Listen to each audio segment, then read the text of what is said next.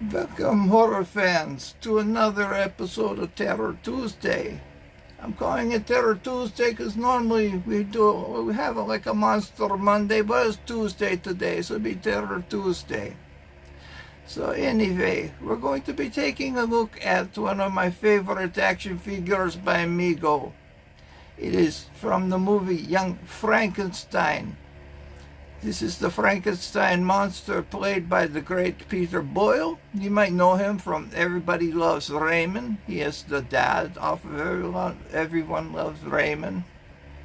Or Everybody Loves Raymond, whatever. But people like the guy, okay? This movie was written and produced by Mel Brooks and the late Gene Wilder. Rest in peace, Gene Wilder. He was such a great comedian, and we'll talk more about him as we review one of his toys.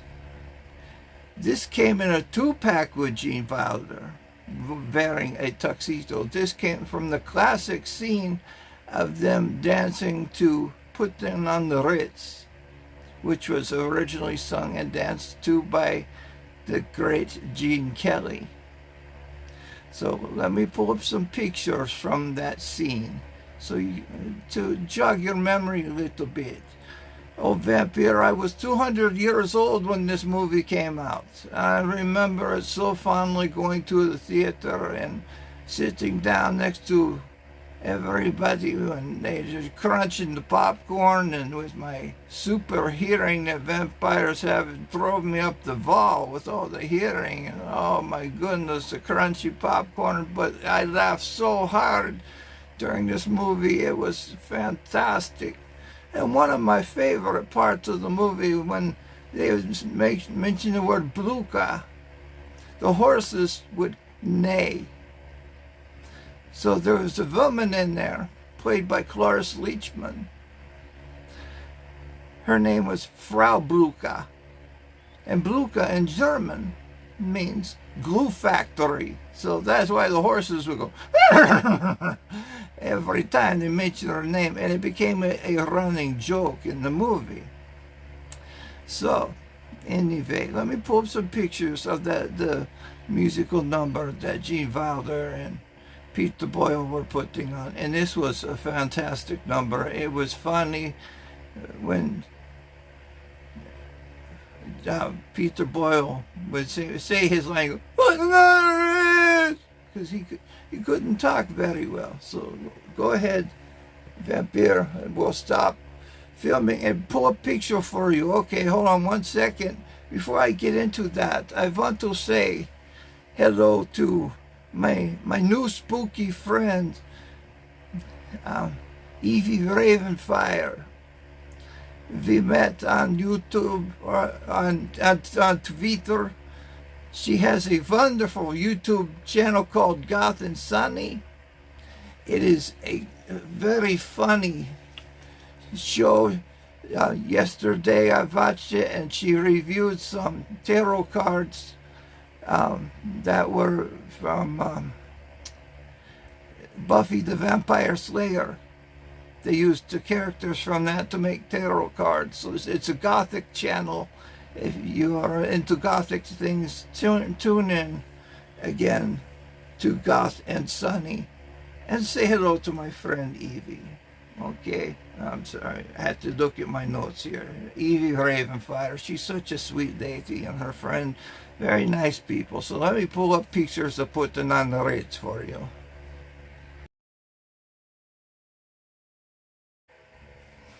That was one of Vampire's favorite scenes outside of the Bluka scene.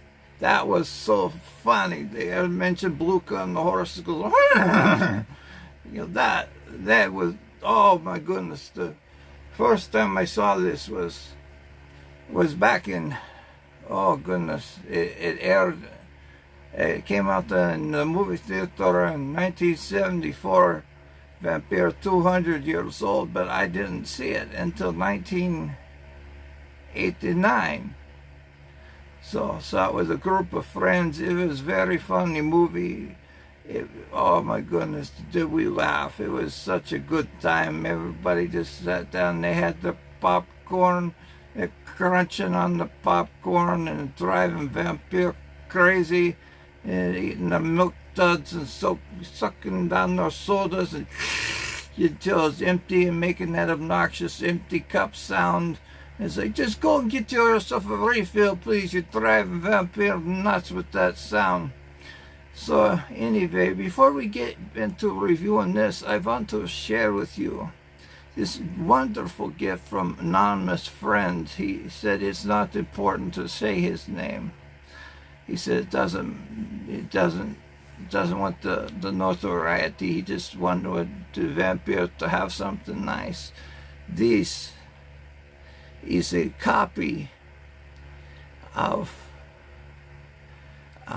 Bela Lugosi's ring that he wore in the movie Dracula. You can see it's a very nice ring. It was made by the Universal Monster line. Very nice. It's a replica ring, of course. Interesting fact about this. This only came in a size 10. Why? Because that was the size of Bela Lugosi's hand.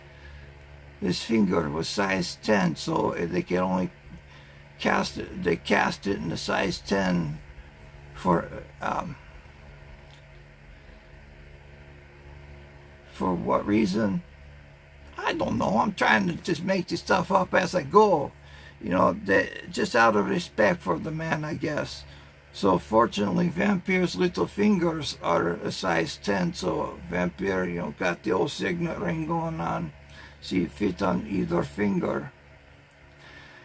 It's supposed to be worn on the dominant hand, but I like to, it feels more comfortable on the left hand for me.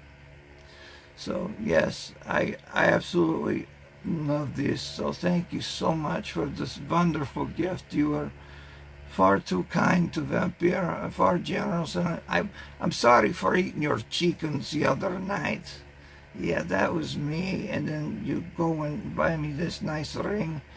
You know, I got really hungry, and your rooster was crowing at midnight, and you know, I didn't want the neighbors to wake up and see old Vampire skulking around the neighborhood. So I buy you new chickens, okay? I didn't want people to know Vampire was out skulking the neighborhood. So I'm sorry. You give me a nice gift and I ate your chicken. I did mean to. It was good though. You feed him some good chicken feed. You give him the dried mealworms, I bet, huh? Yeah. Okay. So anyway, I get you new chicken. I'll go buy him in a few hours. But anyway, let's take a look at this action figure. Okay. So here he is. Peter Boyle as Frankenstein. He came with all these wonderful accessories. His clothing, his accessory, hat accessory, shoes accessory. He came with this walking stick.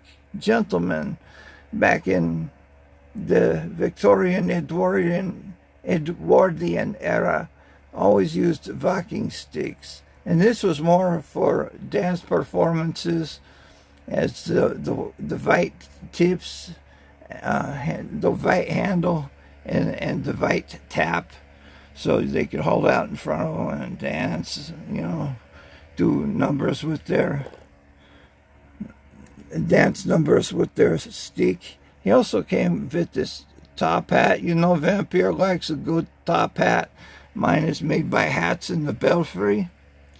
This one is sculpted. You could see where the mold marks are, or they had to do a little trimming here, made out of a softer type plastic. I have him on these wonderful stands. Let's take a look at the stand first. I got these off of Amazon. I bought, you get a dozen of them for a very low price. Can't remember how much, but these work out very well. They snap together here, and they're adjustable. You can adjust the height as high as you need it. This does come off.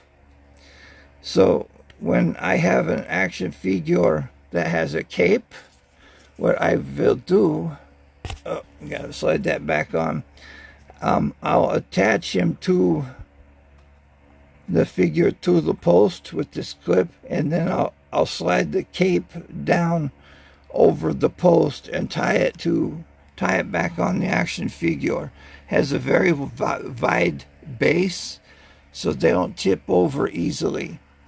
The metal ones, of course, are more ornate and they look nice, but these plastic ones are inexpensive, and if they get lost or broken, it's no big deal. They're easy to replace. Oh, don't want backdrop fall over on Vampir's stuff, but the metal ones are nice, and I would display a very I use very too much, a highly prized Mego figure on a metal stand, I believe. So here he is, Peter Boyle, looking very chic in his tuxedo. You see he has tails on his tuxedo. Let me lift up the back here. People are starting to take these apart and sell the pieces, just like they do with the G.I. Joes. Check out Joe Motion Video 82's channel, Byron. He reviews G.I. Joe, but always look for this mark on the back. It's the Mego trademark stamp. This one was made 2021. The movie came out in 1974. Vampire enjoyed it very much. 200 years old at the time. So his articulation, he swivels at the waist and the hips. His legs go out. He is attached. He has a rubber band on the inside with hooks, just like the 12-inch G.I. Joes have. He bends at the elbows so he could hold his hands out.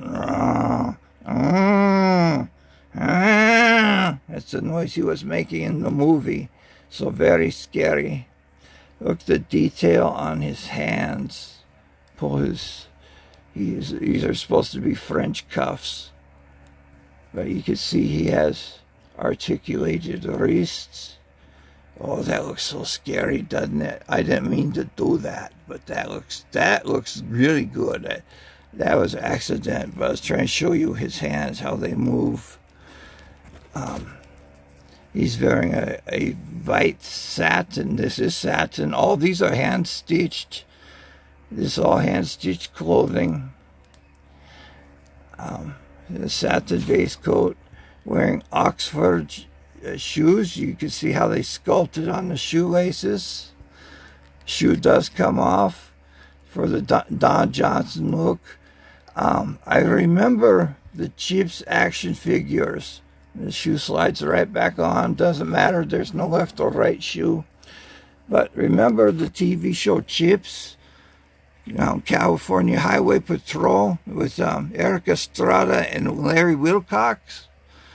They had Mego Chips action figures. You take off their boots. They had socks.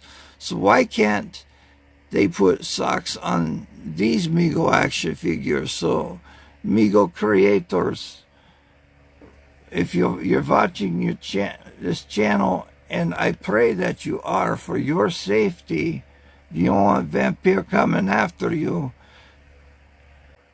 I'm just having fun with you, but if you, please, if it's not too much trouble, can you somehow sew socks onto the pants so they could complete their ensemble? It would look better, I think.